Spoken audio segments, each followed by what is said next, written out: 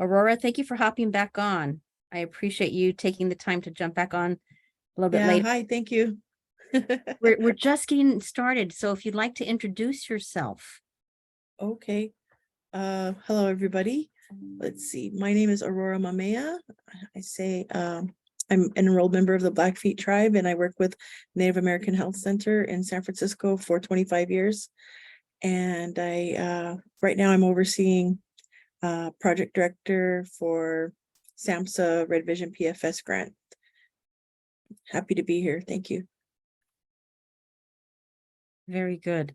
I'm so glad that you were able to hop back on, and everybody else. I know we had a few other California folks trying to hop on earlier, so my apologies for the miscommunication with time zones, but I'm glad that you're here. This is an opportunity for us to support those of you who are receiving funding for the Partnerships for Success. This program, this project was initiated through SAMHSA to support the work that you all do, whether it's 1, 2, 3, 5 years or the 20 plus years. So it's really important for you to know that the funding that you get from them is funneled directly to you to support your programming. In addition to that, our center has the opportunity to support you in training opportunities for prevention if there's a need. And we work with tribal communities, both urban and rural, who have training their staff, who are early in the field of prevention science, who've been serving as directors or different administrators, or who are in the trenches in the field of prevention. So we're really glad that we can provide this opportunity for you all to join us. I'm going to share a few things on the screen just so that everybody knows a little bit of where we've been going with this and how we've been offering this opportunity. Everybody can see my screen.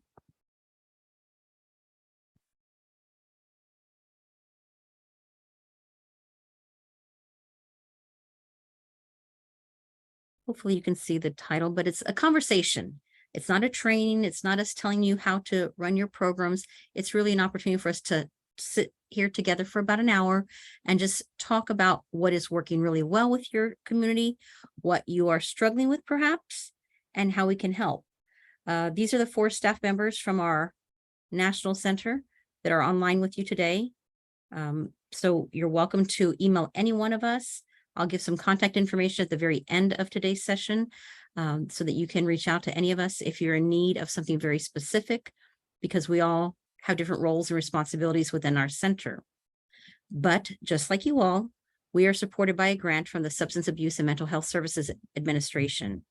And the information that we're sharing is a creation of our center and each of you, because we'll be inviting you to share your own opinions, express some of your concerns, your suggestions, provide commentary to help us understand how you offer your programs in the field of prevention. And so they may not directly reflect the policies of SAMHSA, HHS, or our center. When we gather together, it's always important to our team to recognize and acknowledge the land and pay respect to the indigenous nations whose homelands were forcibly taken over and inhabited, past and present. We want to honor the land itself and the people who have stewarded it throughout the generations. This calls us to commit forever to learn how to be better stewards of these lands through action, advocacy, support, and education. We acknowledge the painful history of genocide and forced occupation of Native American territories, and we respect the many diverse indigenous people connected to this land on which we gather from time immemorial. While injustices are still being committed against our people on Turtle Island, today we say thank you to those that stand with indigenous peoples and acknowledge that land reparations must be made to allow healing for our indigenous people and to Mother Earth herself. And this document was created by 3 of my former colleagues, Ella Driscoll, Keely Driscoll, and Sean Bear, all from the Squawky Nation, where our University of Iowa is very nearby.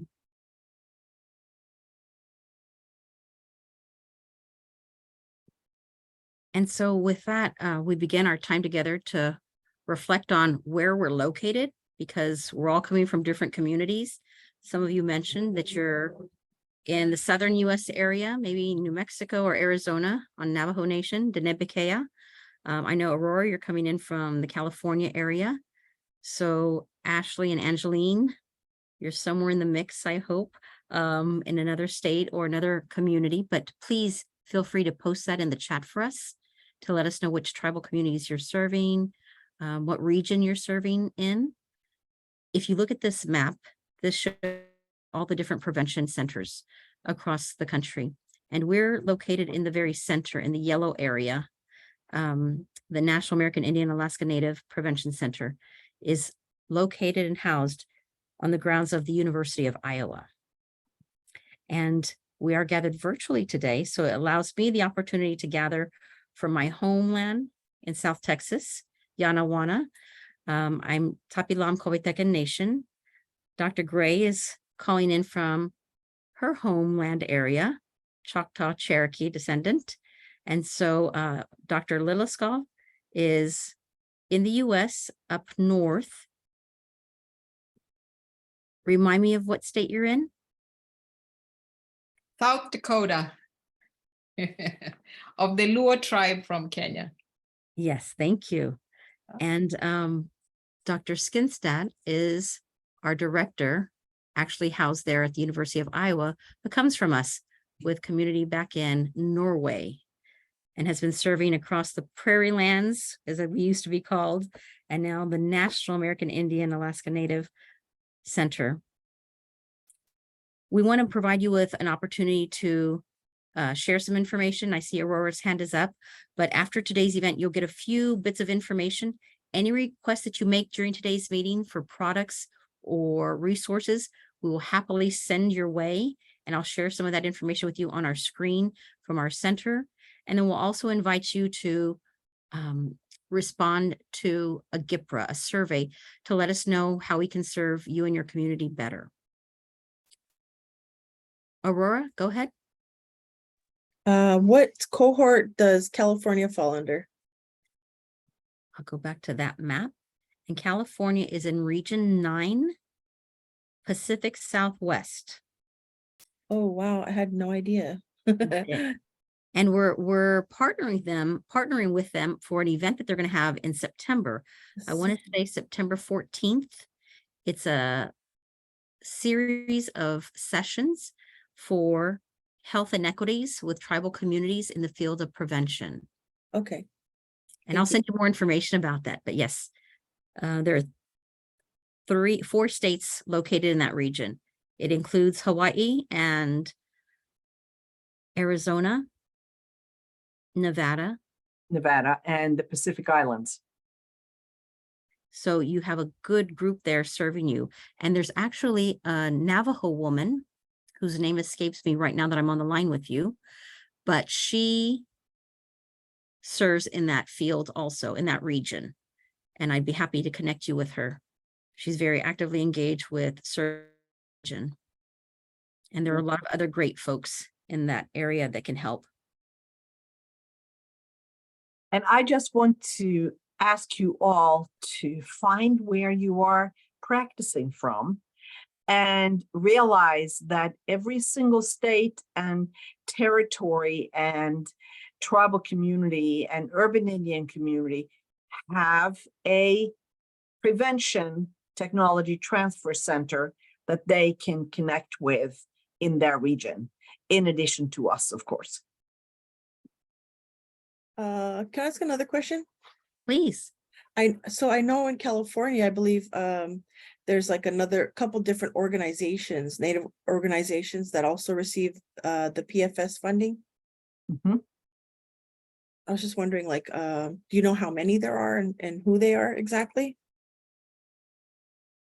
That's a really great question. I know when the PFS study was done, it was prior to my coming aboard, but we've had some contact with folks in that area, and I'd be happy to look into that further for you, because we know that there's groups of folks across the country, just like yourself, who are in the same region, same area, doing very similar programming. And I know there's one lady in particular, she's with the Pomo Valley Indians. Mm-hmm. A little bit further, I think, north of you. You're in San Mm-hmm. Francisco. She's in the Sacramento area, so to speak. Yeah. Julia Russ, and she joins our calls often. She just is not on the line today, but she's been on several of our calls for the PFS, and she has a team that she works with that are serving in that capacity with this specific grant. She's the only one that comes to mind immediately. Yeah, I know that there's like, we have a sister agency, Friendship House Association of American Indians, that also received funding, but I'm not sure if they're currently getting it, and also Sacramento Native American Health Center. I will look into that a little bit further and help you find out more. Based on that spreadsheet we got from CSAP, there's about 8 from California, but some of those might not be operational right now. Mhm. So Alison can check for you. Thank you. Yes. Yeah, Aurora, we had a great, and everybody else, we had a great list originally sent to us, about 90 plus people who were PFS grantees like yourself. And over the course of the last 7 months or so, I've been reaching out to folks, and a lot of things have changed in the last 2, 3. Somebody is still operating in that capacity, or roles and responsibilities have changed in communities. So I've been trying to update the list and reach out to those who I know are actively engaged still. But I'd be happy to help you find out more. And I know Julie is very active in her area. So I'll reach out to her with that too. Thank you. You're welcome.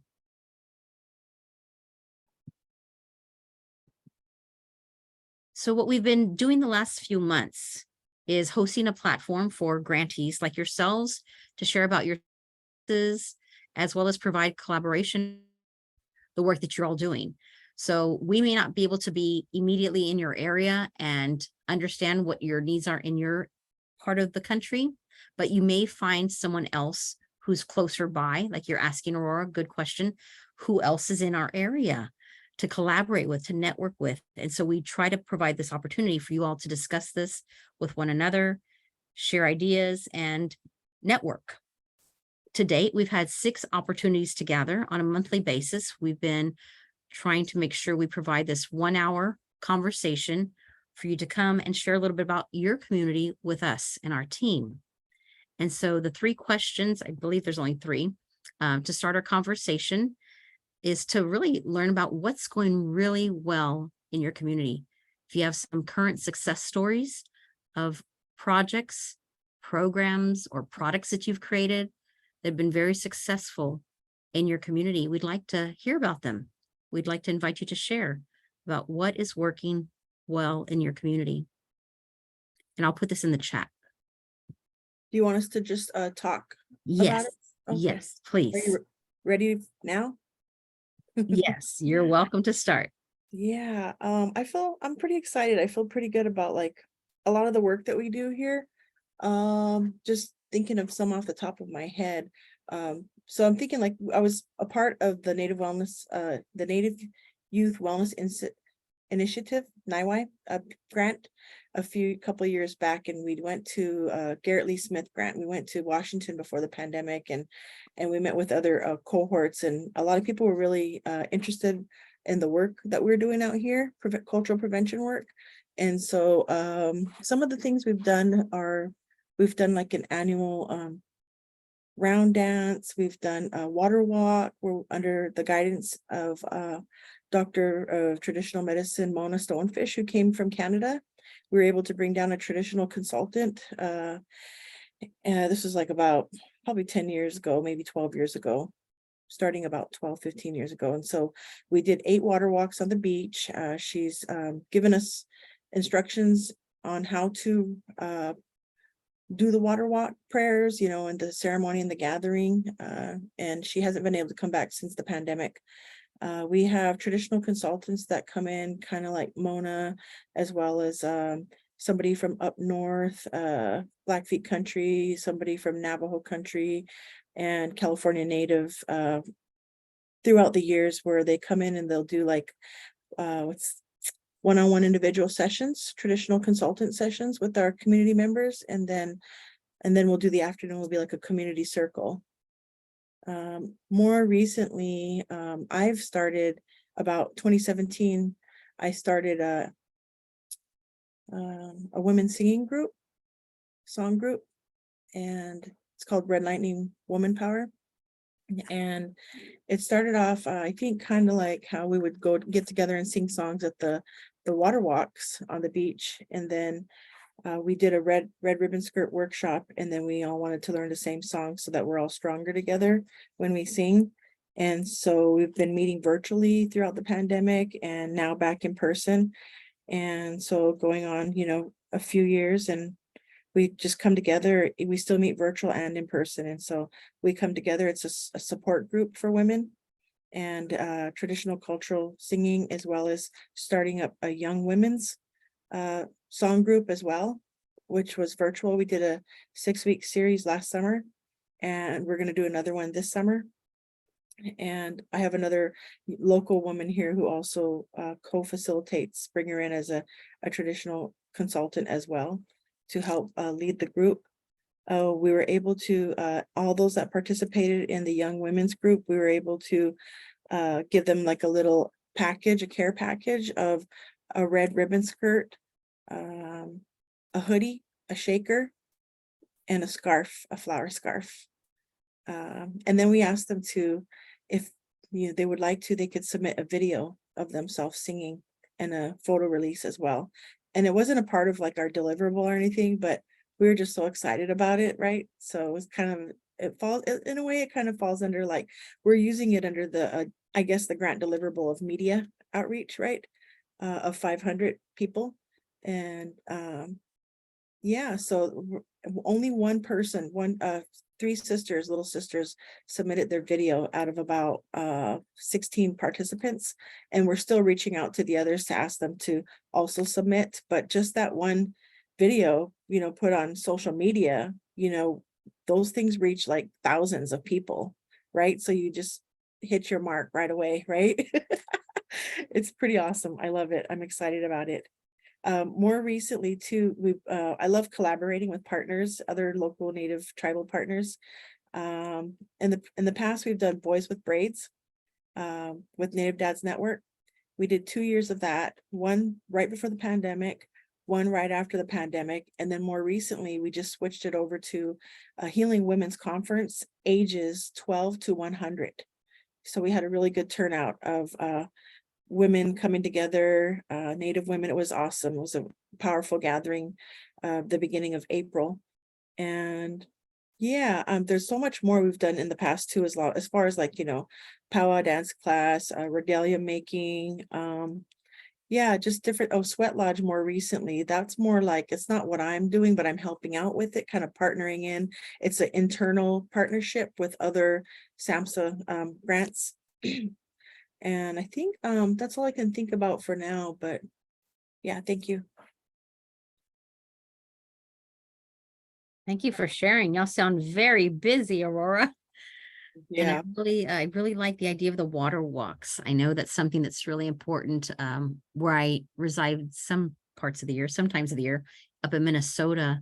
The Ojibwe have been talking a lot about doing, now that the water is melting in the Yeah. lakes, they're really taking the time to pray over the water and honor it, because we've been so far removed from it for so many months because it was all frozen over. So that sounds really exciting, and like you'll have so much going on in this Red Lightning Woman Power.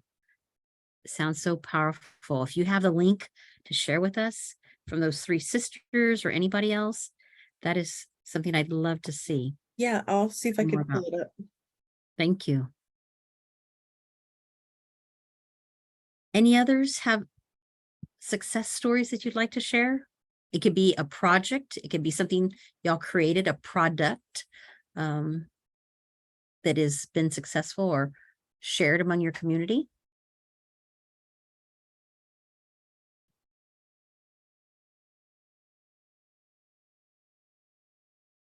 Jaime, I see you still on the line. Are you able to hear us at all?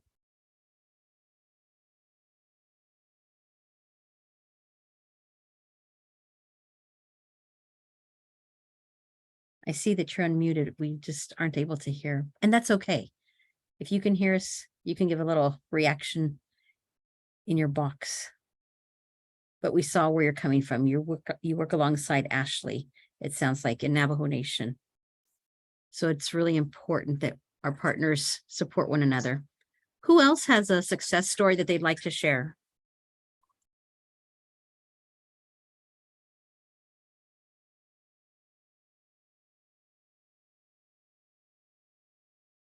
I'll go ahead and share a little of what we're doing here on the Navajo Nation. So what we're doing is we're creating the Navajo Youth Builders Coalition under the DFC, but we also fall under the SPF grant, which is with SAMSHA. The biggest success we've done within the last couple of months is doing a Narcan training, fentanyl Narcan training, yes, with the Navajo Nation PD and other law enforcement and first responders. So that was one of our success. We're also reaching out to schools where we are going to be implementing a curriculum that we received from the Suquamish tribe up north, and we're adapting that to our cultural, the Navajo cultural aspects. So right now that's under review, and we're going to be submitting that to the IRB. One school district here is going to allow us to implement it this summer. So we're going to have 2 summer sessions. So we're really excited about that. And we're hoping by fall, we'll be able to implement a pilot study for the whole academic year. And we're looking into other schools as well. For the Navajo Youth Builders Coalition, we are building our 12 sectors. We're partnering with law enforcement, again, Miss Navajo Nation, and just schools, youth organizations. So we're just trying to get our organizations known out there. So that's something that we're working on. We work with the DEA as well, who provide a lot of our the information that we give out to the community, such as handouts. What we're planning on right now is doing a substance use disorder series, prevention series across the Navajo Nation with the chapter houses. So that's what we're working on right now.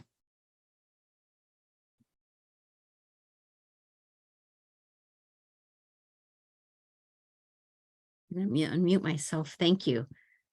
Thank you for sharing. It sounds like y'all are just as busy, and I know y'all have a huge community, a huge land to reach out to with the different chapter houses and whatnot. So I can appreciate the undertaking that you're doing there.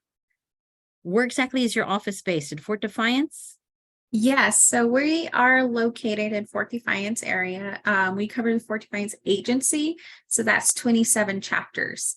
That's what we cover. So it's a huge area. It's part of Arizona and New Mexico. But Capacity Builders have other programs underneath them.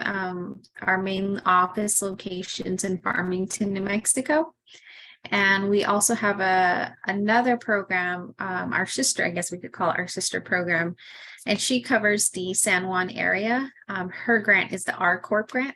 And so she's out there, and it was really neat because she did the first National Take Back Drug Day, National Take Back Drug, right? Ever for the Navajo Nation. So she coordinated that with San Juan County Police and the Navajo Nation Police. So that was a huge success for her team, for Capacity Builders.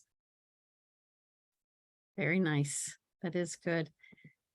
And I like how you are including people who have a platform already built in, so that you don't have to spend a lot of dollars, but you use your dollars wisely. That's important. Good job. Angeline, I see that you put a lot of stuff in the chat. This is amazing. This is wonderful to read. Do you want to share or highlight anything specific out of all your projects that you put in the chat? Out of all the projects, I would say the Valentine's dance was my favorite, just because we had some tribal members who do professional dancing, swing dancing and all that sort of thing. So they came out and showed everybody how to swing dance, and just to see like the elders out there with the youth and the little youth, it was just so fun. They all had a great time. Very nice.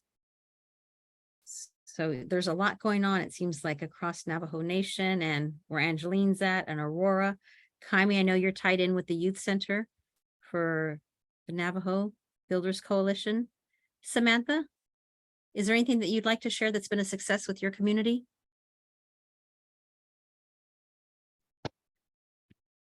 We have 3 communities that we work with, and right now, can you guys hear me? Yes. Okay, so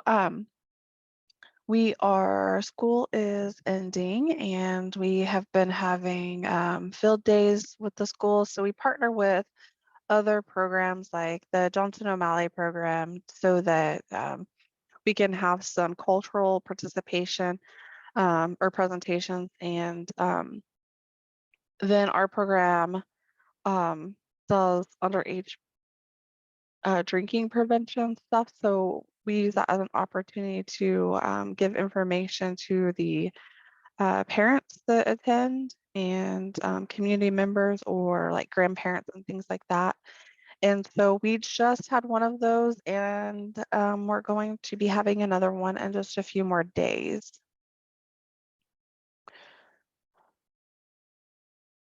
And that's just like recent stuff. I could probably take up a whole day talking about the things that we do and all that, but those are just recently what we have going on.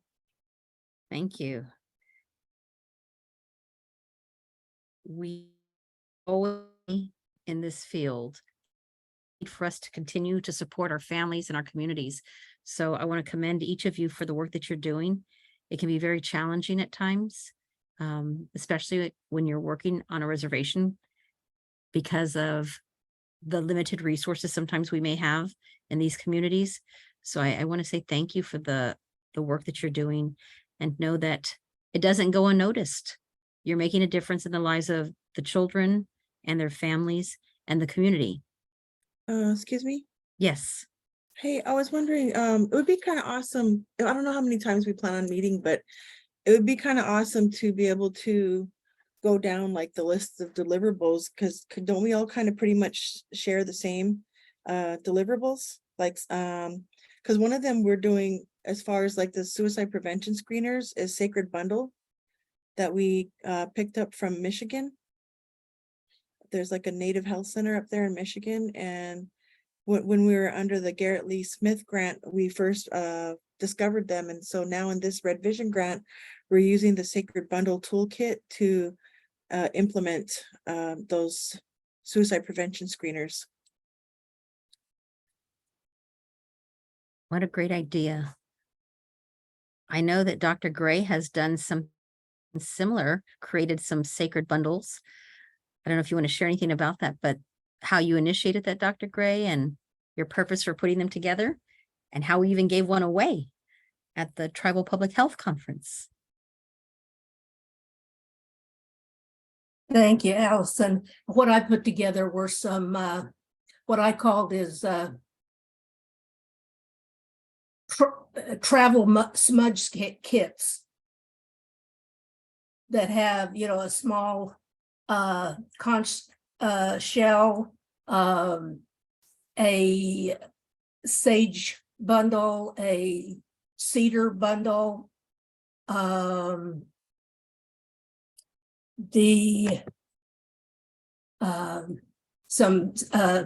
native tobacco, Kinnick. I know I'm probably forgetting something that's in there. And then I put it all inside a little cotton drawstring bag that what Dr. Bea said, we gave one away at the Tribal Public Health Conference that we attended in Durant, Oklahoma earlier this spring. When I ran my center in North Dakota, and we had a American Indian Health Research Conference every year, we'd give those out to the speakers. And, you know, they liked those better than a lot of other things that we had given them at other times. And so when I would have a student graduate, I would give them one, just different types of things to celebrate. We would give those away. And I just ordered all the different pieces and put them together and took them to a medicine man that I knew and had them blessed. And so that was something that people really looked forward to receiving. Nice. Yes. Thank you for bringing up that idea, Aurora, because I know it's really important. As Dr. Gray mentioned, people really appreciate this when it's gifted to them and they have something to use to keep them grounded and culturally connected. Because Yeah. sometimes we forget. Sometimes we don't feel we're connected. And if we can go to this resource that we have, then it's an opportunity for us to remember to pray with our sacred herbs, whether it's the tobacco, the cedar, the sage, the sweetgrass. You know, we have these opportunities for prayer. And I'm curious about the organization that you worked with in Michigan, because there's the Keep It Sacred up here in the Great Lakes area. And I know they promote that. Mm-hmm. And then there's the Indigenous Peoples Task Force in Minneapolis area. Mm-hmm. And they're a prevention intervention center, and they give them away to people when they come through their center. And they're prepackaged, kind of like Dr. Gray put her kits together. These are prepackaged for folks who are in need of something to remind them of their prayer life and the importance of their prayer life. Yeah, I love that. The Sacred Bundle suicide prevention screeners are kind of like, we put up a tent at local events. It's supposed to be like done at powwows and stuff, I guess, or big local cultural events that are happening. And we give out an incentive for youth ages, I want to say it's age, could be 12 up to 17, to come and fill out a suicide prevention screener. And we'll sit one-on-one with them and we go through the whole screener. One's on like, there's a few different sections. One's on like cultural connection, one's on hope, you know, and your support system. And one of them is also on substance use, you know, if there's any of that happening. And we've gone through the whole thing already previously, kind of like adapted it, culturally adapted it, you know, to our area here. And it's a combination of another evaluation, research and evaluation tool that we got from, her name is Angela Snowshoe, from an way up north, I guess, in Canada. Our research evaluation person on our team, they found that a few years back and adapted it to our area and combined it along with the questions with the suicide prevention screeners. So we have this little packet that they come and they sit down, and we have medicine there too, just in case they're having a hard time. And it's required that we have a clinician on site, that in case, you know, someone's having a hard time or they need to talk to somebody right away, that the clinician's already there. And then we give resources and referrals at the end. And sometimes we're able to catch, you know, if somebody's needs to see someone right away, or if they're in just good overall health, you know, and we don't have to worry about it. So in either way, at the end, they'll get like a gift card. And we started doing virtual gift cards. I think they're like $25 cards. But yeah, it's pretty exciting, you know, to be able to just sit down one-on-one with the youth, you know. And we made an exception, and the parents have to sign a release too. They have to come and sign the release. Mhm. And so we made an exception for a young woman who came because she was just a little bit under the age, and her mom okayed it and stuff. So I sat one-on-one with her, and she shared, you know, she was having a hard time and she started crying, and her mom said she was having some challenges years ago with, you know, wanting to end her life and stuff, and that she had already gotten help for that. But when I sat with her, she just broke down and cried, and it was just really felt good to be able to, you know, give her some positive words of encouragement and light some medicine with her and smudge with her. Important work y'all are all doing, and I'm glad that you are recognizing that sometimes we have to engage the family, and that's important. That's a part of the process too. Although the prevention specifically usually is geared towards those under 18 years of age, to include the family unit, like you said, and ask the mother for permission, and that's important, so the parents can know that they're being supported in the work with their family and the children especially. So thank you for sharing that. Is there anybody else who I failed to include that wanted to share about the success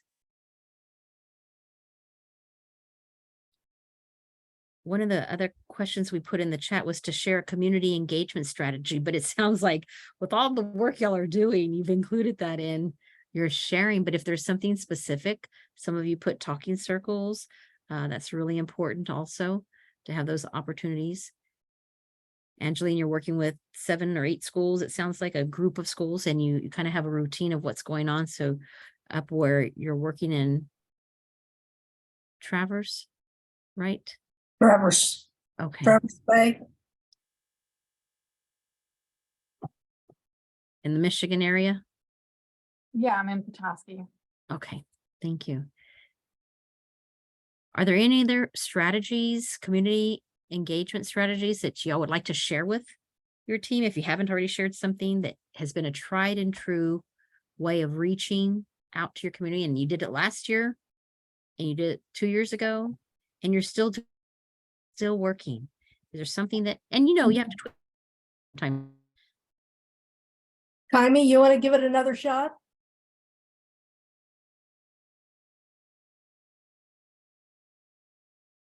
No. Nothing's coming through.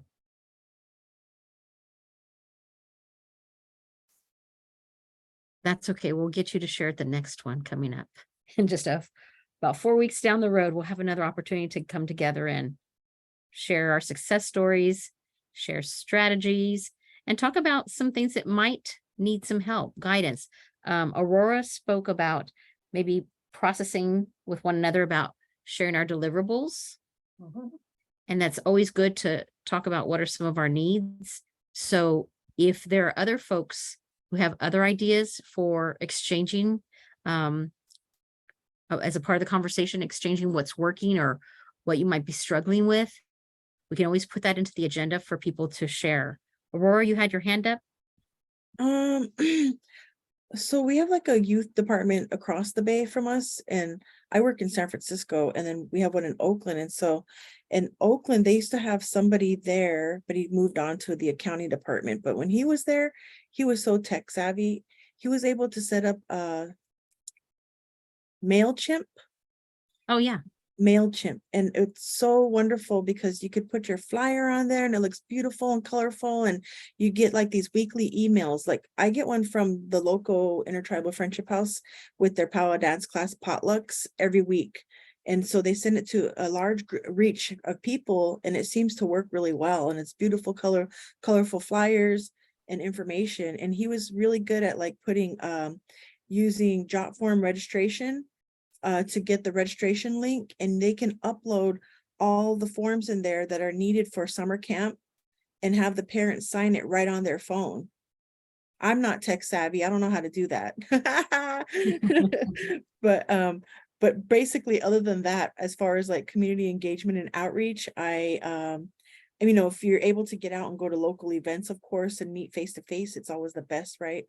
Other than that, it sounds crazy to say, but I've actually gotten a lot of community engagement and outreach when I have an event through Messenger, through my connections on Messenger, on Facebook. I'll just send out the flyer and just say, hey, this is happening on this day, jump on. That's nice. I'm glad you're able to do that. And that's one thing I can say I'm not good at, is using social media. So any tips that you can give me and our team, I'm always willing to hear and learn from. Social media is just not something I'm great at. I know we have accessibility at our center. I know it's there. Some of my colleagues use it and they use it well.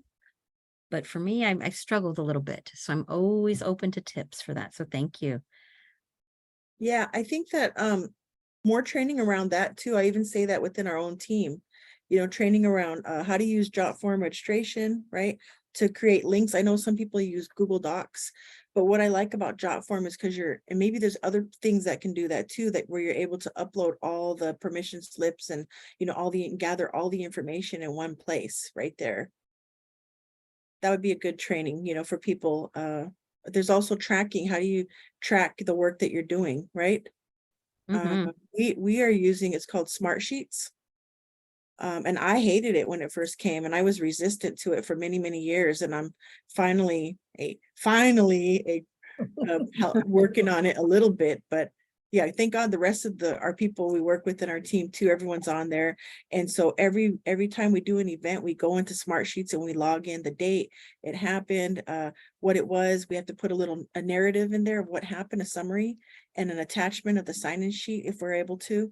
And then that way, when it comes time for reporting, we go back and it's all there. And all we got to do is just cut and paste that summary or narrative out of there and put it into the report. Very nice. And maybe we could have everybody, if they would do like a simple instruction sheet to go along with whatever the app is or whatever the program is that they're wanting to share, and sending it to Allison. And then we can put it together as a resource document that could go out to everyone. Yeah, true.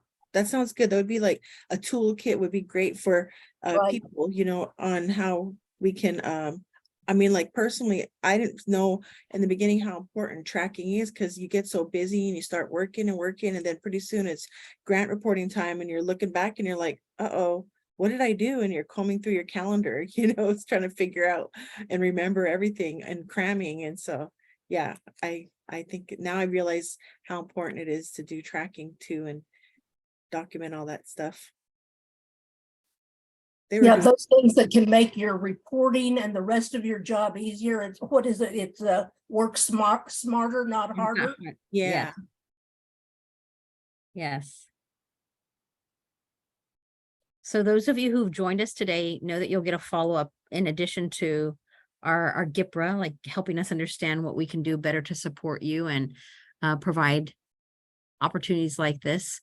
We want to continue to allow our team to support you in the work that you do, gather on a monthly basis, what we're just calling conversations on tribal partnerships for success, because this grant is an important way that you're being funded to support the prevention work that you're doing. And we're just one piece of the puzzle that can support you also. As some of you mentioned that you're interested in learning who's in your region and who's in your area, and we're going to try and help you create that. That's a good way to do that. Dr. Liloskov, who had to jump off, she mentioned, our list that we have in-house, and I'll be happy to go through that and figure out, for those who are still actively engaged in PFS on that list, and share with you who might be in your region. Aurora, I know Julia would be happy to network with you there in the California area. And then I'm sure there's others across the country. For Ashley and Kaimi, we have some great people that work with us already from Navajo land. So we could always give you some wonderful resources that we know have been committed to serving with us and working with us, from our advisory council members to people who serve as consultants and give presentations with our team. So we have great folks that we could always recommend and support the programming that you do. Angeline, I don't know if I'm going to make it to your specific area, but in June, I'll be going to the Great Lakes Intertribal Council area for a conference that they'll be hosting. I went last June and I'm going again this June, as we were invited to go and participate with the event that they're having for tribal communities in the field of prevention and behavioral health. So I'll be taking another colleague of ours, Dr. Ken Winters, to be a part of that. Any last comments or concerns with our last few minutes that we have online today?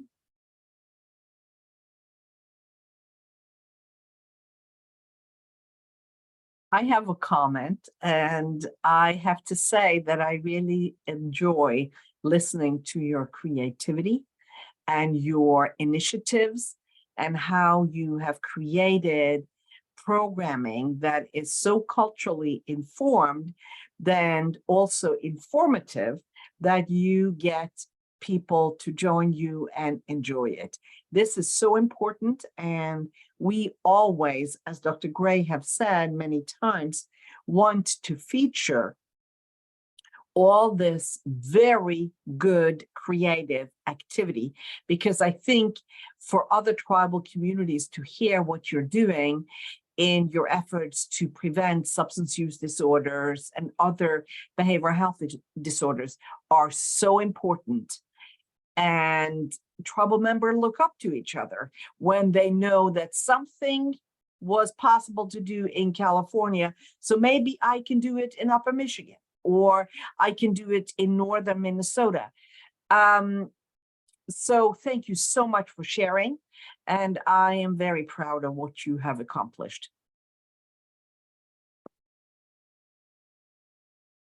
And taking time to be here, because just reading what you put in the chat, just listening to your successes, we know that you're all very busy. We know that you have a lot going on with your communities.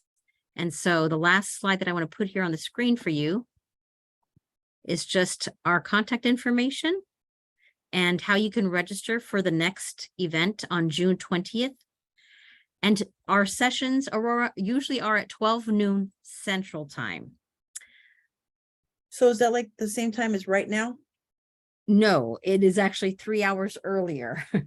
So normally they usually are 12 noon Central every time we meet. I changed it for today because I had a conflict with another event. So I wanted to make sure we still had it to support the work that y'all are doing. So on the registration link, it'll show 12 noon Central, which would be, is it 9 o'clock your time? Your 3 hours Pacific? 9, yeah, 2. yeah, 9. I think it's 9 a.m. my time. Okay. I was actually pulling up the map on Google to see all the different time zones. Yeah, I think you guys are 3 hours ahead, 2 hours ahead, right? 2 Yeah, hours ahead. Okay. 10, oh Yes. yeah, 10.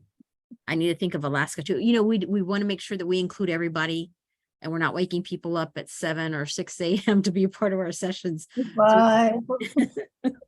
So we try to be sensitive to that schedule, but the link is here on the screen for you. I'll also email it to each of you who came to today's session so that you can register in advance. And then prior to the event, I'll send a reminder. And then I've included all 3 of our emails here. If you want to reach out to Dr. Gray, Dr. Skinstead, or myself as a follow-up for a specific question or something that you just happen to think about after we get off today's session together, you're always welcome to reach out to us. And please understand that we're extremely busy these next couple of weeks, but we know your questions are important. We're trying to get some things that have urgent timelines out our door and want to be able to support you in the work that you're doing. So we held to today's meetings to support you in the work that you're doing. It's so important that we support you and provide this opportunity and to hear from you and to learn from you. So thank you all for being a part of today's session. Any last comments, you're welcome to post them in the chat. But the registration link is here for you and our emails are here for you. Excuse me. And I'll send these items to you as well as a follow-up to today's session. Great. Thank you all. Have a Thanks, great rest of everybody, your for being evening. here. Thank you. Looking forward to the next one. Thank you. Thank you.